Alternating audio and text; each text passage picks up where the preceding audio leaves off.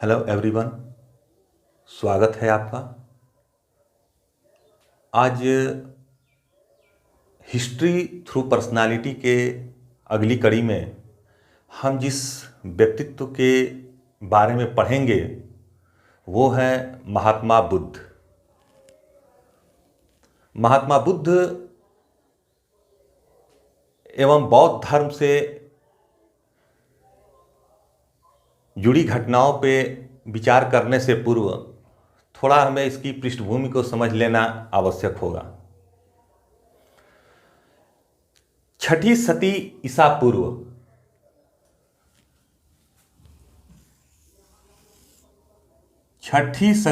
पूर्व उत्तर भारत का क्षेत्र मध्य गंगा की घाटी में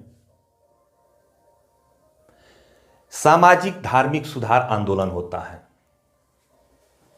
यह जो समय था तीव्र परिवर्तन का दौर था। इस क्षेत्र में वैदिक कर्मकांडों की प्रबलता एवं ब्राह्मण धर्म के आधिपत्य के परिणाम स्वरूप एक जटिल सामाजिक व्यवस्था का उदय हुआ। इसने एक जटिल सामाजिक व्यवस्था को जन्म दिया जिसके प्रतिक्रिया स्वरूप दो वैचारिक क्रांतियां हुई। ये वैचारिक क्रांतियां सामाजिक धार्मिक सुधार से जुड़ी हुई थी। इनमें एक का नेतृत्व महात्मा बुद्ध ने, जबकि दूसरे का नेतृत्व महावीर स्वामी ने किया था। यहाँ हम बुद्ध के बारे में देखेंगे। सर्वप्रथम बुद्ध का एक सामान्य परिचय देखते हैं। इनका जन्म 563 BC, यह वही समय है, द्वितीय नगरीय क्रांति का समय है। बुद्ध का जन्म कपिलवस्तु के लुम्बिनी ग्राम में हुआ था।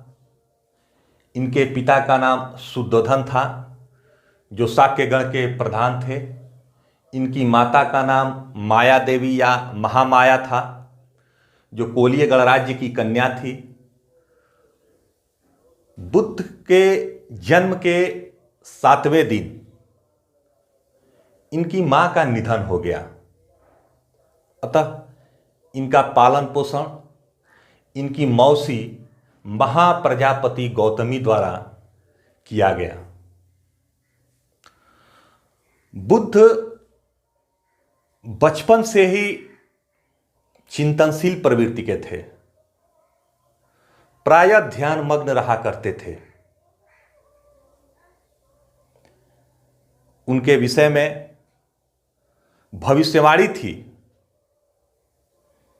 कि ये राजा बनेंगे या फिर सन्यासी। इस तरह इस सांसारिक जीवन से विरत होते देख इनके पिता ने 16 वर्ष की अवस्था में ही इनकी शादी शाक्य कुल की एक कन्या यशोधरा से कर दिया, जिससे इनको एक पुत्र उत्पन्न हुआ जिसका नाम था राहुल। बुद्ध के बचपन का नाम सिद्धार्थ था। बुद्ध से जुड़ी हुई अन्य घटनाओं पर विचार करते हैं। सर्वप्रथम हम देखते हैं बुद्ध के गृहत्याग के बारे में। इस तरह मानव जाति को दुखग्रस्त देखकर 29 वर्ष की अवस्था में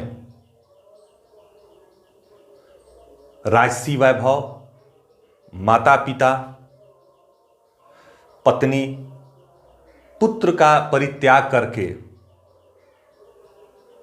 दुखों के समाधान हेतु निकल पड़े एवं संन्यास को अपना लिया।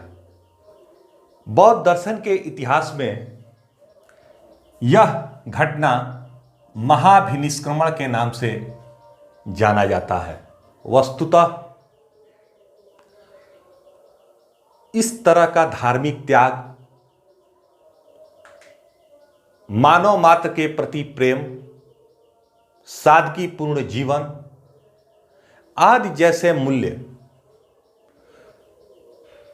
बुद्ध को अपने पूर्ववर्ती एवं परवर्ती विचारकों से अलग कर देता है।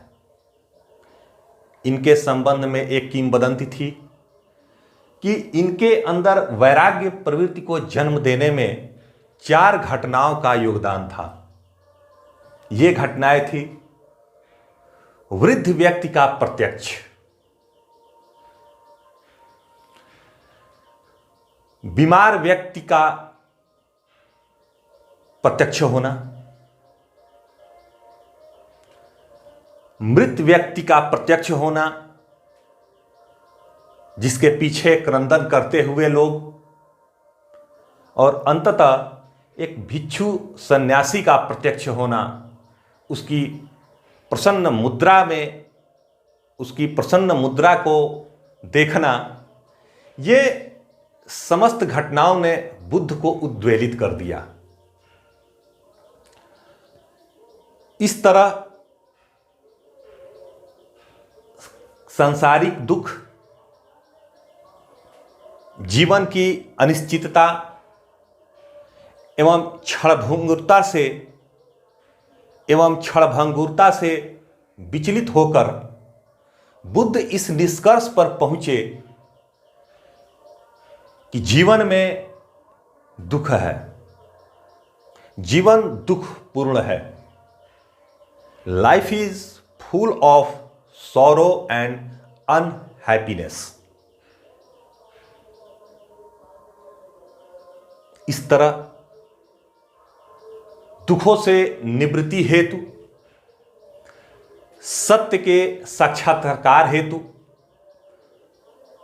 वे निकल पड़े।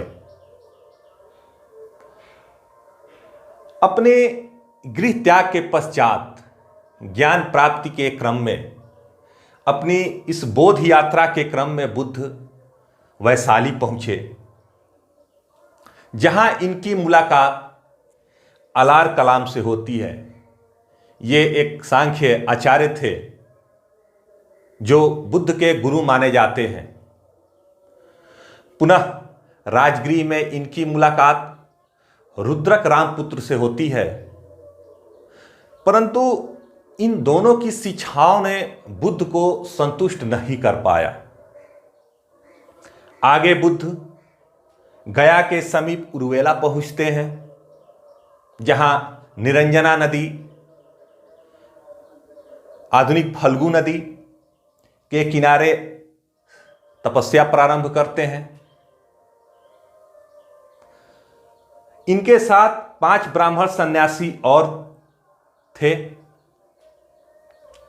जातक कथाओं से पता चलता है कि उरुवेला में एक सेनानी की पुत्री सुजाता द्वारा लाई गए भोज्य पदार्थ को ग्रहण करने के पश्चात वो 5 ब्राह्मण सन्यासी इनका साथ छोड़ करके सारनाथ चले गए। यहां भी बुद्ध संतुष्ट नहीं हुए। अंततः बुद्ध गया पहुंचे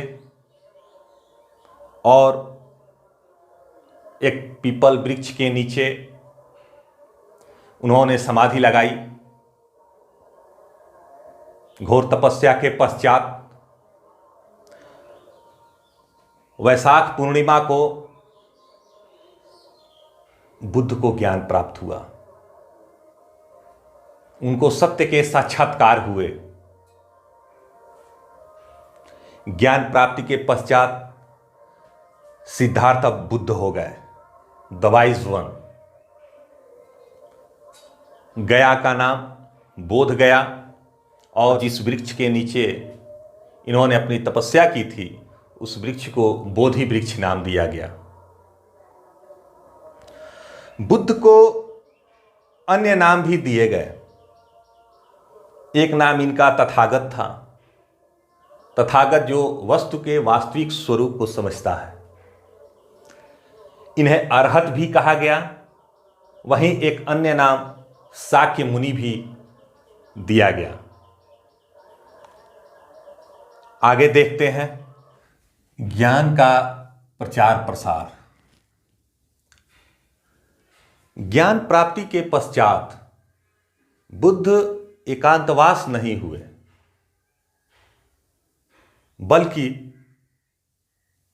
अपनी शिक्षाओं के प्रचार प्रसार में आजीवन लगा दिया। इस क्रम में बुद्ध सर्वप्रथम ऋषिपतन या मृगदाव पहुंचे। आधुनिक सारनाथ का क्षेत्र है यह। यहीं पर उन्होंने उन 5 ब्राह्मण सन्यासियों को अपना प्रथम उपदेश दिया, जो उर्वेला में इनका साथ छोड़कर चले गए थे। बौद्ध दर्शन के इतिहास में यह घटना धर्म चक्र प्रवर्तन के नाम से जाना जाता है। इस घटना का चित्रण मृग सहित एक चक्र के रूप में किया गया है। यहीं से बौद्ध धर्म का प्रसार होता है और कालांतर में वह एक वैश्विक धर्म का रूप ले लेता है, जिसमें राजाओं के साथ साथ भिक्षु भिक्षुणियों का अभूतपूर्व योगदान रहा। आगे बुद्ध राजगृह पहुंचते हैं, जहां बिंबिसार के द्वारा इनका स्वागत किया गया और वेणुवन बौद्ध विहार दान में दिया। सारिपुत्र, उपाली, मोदगलायन आदि बुद्ध के यही शिष्य हुए। 8वें वर्ष बुद्ध वैशाली पहुंचे, जहां लिच्छवियों ने इनके सम्मान में कुटाग्रशाला बौद्ध विहार दान में दिया। यहीं पर वैशाली में ही अपने प्रिय शिष्य आनंद के कहने पे महिलाओं को भी संघ में प्रवेश की इन्होंने इजाज़त दे दी। जैसा कि आप जानते हैं, संघ में प्रवेश होने वाली पहली महिला इनकी मौसी महाप्रजापति गौतमी थी। वैशाली में ही प्रसिद्ध नगर वधु आम्रपाली भी इनकी शिष्या बनी।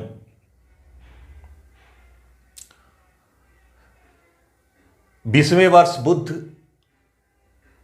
कौशल की राजधानी श्रावस्ती पहुंचे। श्रावस्ती में ही इन्होंने अपने सर्वाधिक उपदेश दिया। यहीं इनके ज्यादा शिष्य भी हुए। श्रावस्ती में ही प्रसिद्ध उंगली माल डाकू इनका शिष्य बना। अंतिम समय में बुद्ध अपने एक शिष्य चुंद के यहां पावा पहुंचे, जहां एक भोज्य पदार्थ को ग्रहण किए जाने के पश्चात ये अतिसार से पीड़ित हो गए और अंतिम क्षणों में बुद्ध कुशीनगर पहुंचे, जहां इनकी मृत्यु हो गई। बौद्ध दर्शन के इतिहास में इस घटना को महापरिनिर्वाण कहा गया है। बुद्ध के अंतिम शब्द थे, सभी संघातिक वस्तुओं का विनाश होता है, अतः निर्वाण के लिए प्रयास करो। अभी तक के हमने अपने व्याख्यान में बुद्ध के एक सामान्य जीवन परिचय दिया है। आगे की जो इसकी श्रृंखला होगी उसमें हम बुद्ध की शिक्षाओं पे प्रकाश डालेंगे।